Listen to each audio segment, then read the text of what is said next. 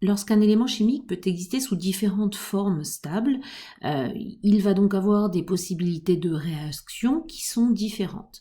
Les formes dont je parle peuvent différer d'un point de vue redox, tout comme d'un point de vue de la stabilité en solution aqueuse, en impliquant des réactions acido-basiques, des réactions de précipitation, ou même d'autres formes de réactions que vous ne connaissez pas.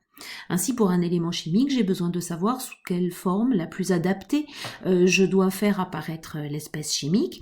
Et le diagramme potentiel pH, finalement c'est un outil graphique qui va me permettre de connaître effectivement la meilleure forme, la forme la plus adaptée à la réactivité que je cherche à mettre en évidence, et ça en fonction de deux paramètres qui sont le potentiel de la solution et le pH de la solution.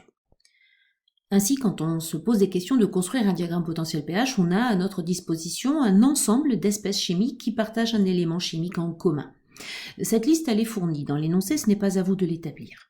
Ce que vous devez faire, c'est trouver le domaine dans lequel chacune de ces espèces sera une espèce à mettre en avant. On va séparer les domaines autorisés par ce que l'on va appeler des lignes frontières. Ces lignes frontières, elles auront des équations qui seront de la forme E égale F de pH. Et ces lignes frontières, vous allez les établir en respectant un certain nombre de conditions sur lesquelles nous allons revenir rapidement. Je commence d'abord par un tout petit point de vocabulaire. Chaque zone dans laquelle je trouve une espèce mise en avant porte deux noms selon l'état physique et selon le comportement de l'espèce chimique qui m'intéresse vis-à-vis d'une solution aqueuse. Première particularité, s'il s'agit d'une espèce soluble, elle n'est jamais seule, puisqu'il y aura toujours au moins le solvant avec elle. Il s'agit donc d'un soluté, et dans ce cas-là, je déterminerai le domaine dans lequel c'est la forme prioritaire sous le nom de domaine de prédominance. Ce n'est pas le cas lorsque je m'intéresse à une espèce solide, puisque dans le cadre de cette partie-là du programme, les solides sont toujours purs, seuls dans leur phase. Dans ce cas-là, soit il y a du solide, soit il n'y en a pas, et je qualifie l'espèce par son domaine d'existence.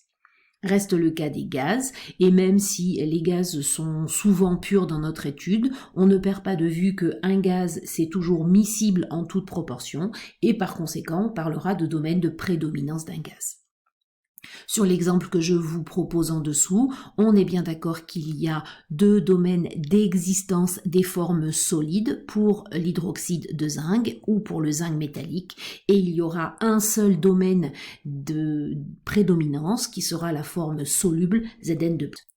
Pour avoir accès à l'équation des lignes frontières qui vont séparer ces différents domaines, il faut respecter des conditions chimiques, mais qui sont finalement des conditions mathématiques pour arriver à l'expression des lignes frontières. La première condition, c'est une équation de conservation de la matière, conservation de l'élément. En fait, on décrète qu'on connaît la quantité totale d'éléments qui est présent en solution. On vous donne généralement une information de la concentration totale fixée dans la solution, ce qu'on appelle la concentration de travail. Il vous faut toujours lire avec attention les énoncés sur lesquels vous travaillez, parce que cette valeur de concentration de travail n'a rien d'arbitraire, elle est choisie dans le sujet sans aucune contrainte. Vous devez donc la repérer. Et ce qui est un petit peu plus difficile, c'est qu'il n'y a pas une unique convention de conservation de l'élément. Il y a en fait trois possibilités, et donc là aussi, vous devez faire attention à la convention qui est retenue dans le sujet que vous allez traiter. La première convention, la plus simple, c'est tout simplement de considérer que chaque fois qu'il y a l'élément chimique en solution, quelle que soit l'espèce sous laquelle il apparaît, on considère que sa concentration est arbitrairement à la valeur de la concentration de travail. Je vais travailler sur l'exemple du couple Cl2-Cl- pour voir comment je traduis cette convention de conservation. Si toutes les espèces sont présentes, il y a du Cl2 en solution aqueuse, il y a du Cl- en solution aqueuse, les deux concentrations sont égales et donc j'en déduis que Cl2 égale Cl- égale C travail. C'est la forme la plus facile à écrire. Plus fréquemment, on va vous dire qu'on considère que l'on connaît la concentration totale en solution, mais que cette concentration totale en solution n'impose pas que chaque espèce ait la même concentration. Si on décide que les espèces chimiques ont par contre la même valeur de concentration sous des formes différentes, on va avoir deux informations. La somme des concentrations est égale à la concentration de travail, toujours sur mon exemple, concentration de Cl2 plus Cl- égale C travail, et la deuxième partie de la convention m'indique que les concentrations sont égales entre elles, c'est-à-dire que Cl2 égale Cl-. Donc le calcul est simple à finir. Dans ce cas-là, les deux concentrations sont égales entre elles et sont simplement égales à la concentration de travail sur 2 du point de vue numérique. Cette deuxième forme de la convention reste très simple à utiliser, mais elle est chimiquement encore un peu éloignée de la réalité et très fréquemment vous allez être confronté à la troisième version de la conservation qui, elle, demande de ne pas opposer des espèces chimiques, mais bien le nombre d'atomes au degré d'oxydation qui vous intéresse dans les différentes espèces chimiques. Ça veut dire quoi? Ça veut dire que je vais m'intéresser à la quantité totale en éléments qui est commun à toutes les espèces. Il faut donc d'abord faire un petit travail pour bien repérer la proportion d'atomes que vous avez dans l'édifice chimique. Si je garde mon exemple du couple Cl2-Cl-, lorsque je m'intéresse à l'espèce Cl2, il est bien évident que le degré d'oxydation des deux chlores est 0, mais qu'il y a bien 2 atomes de chlore au degré 0 dans cet édifice chimique.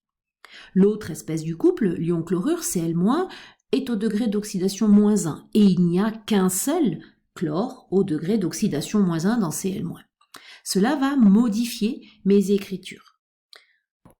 En effet, ce que je dois comparer, c'est la concentration des atomes au degré d'oxydation différent. Donc je vais comparer la concentration de chlore au degré 0 et la concentration de chlore au degré -1. Et je ne perds pas de vue le fait que la concentration des chlores au degré 0, c'est 2 fois la concentration des molécules Cl2. 2 chlores dans un seul Cl2. À partir de là, je traduis 2 équations de conservation. La conservation totale de l'élément chlore me dit que la somme de toutes les concentrations est égale à la concentration de travail choisie de manière arbitraire.